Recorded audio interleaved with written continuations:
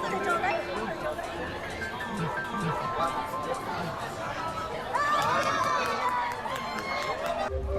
スタートです。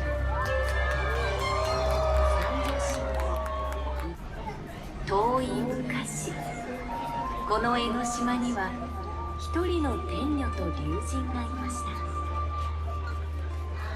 二人は恋に落ち結ばれ、この島と人々の幸せを守り続けていました。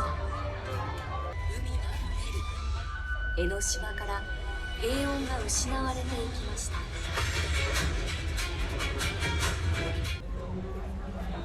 島を救いたい、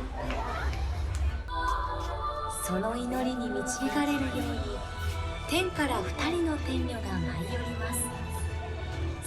人々の祈りが一つまた一つ光となって集まり始めます。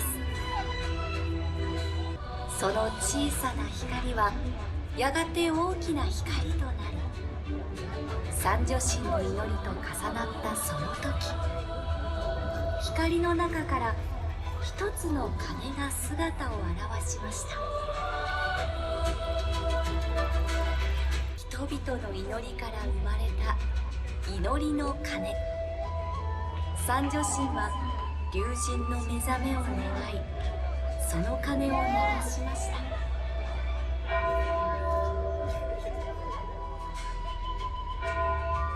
その音は島を越え、海を越え、長い眠りについていた龍神のもとへ。こうして江ノ島には再び平穏が戻りました。めでたしめでたし。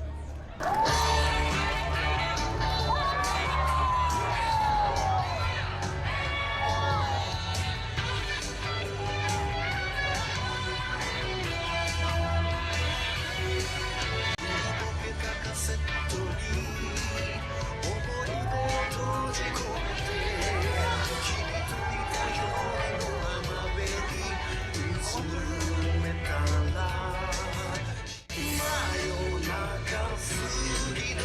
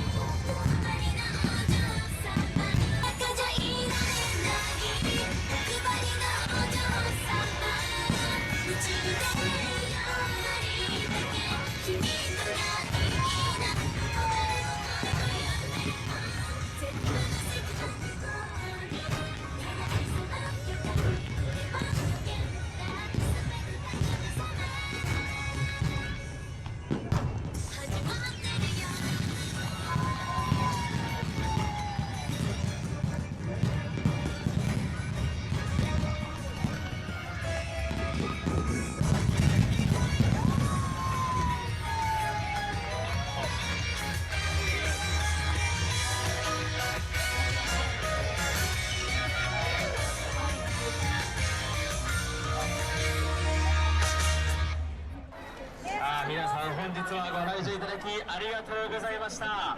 スペシャルドローンショー三女神と祈りの鐘、そしてマイアミビーチショー夏花火、もう一度大きな拍手をお願いいたします。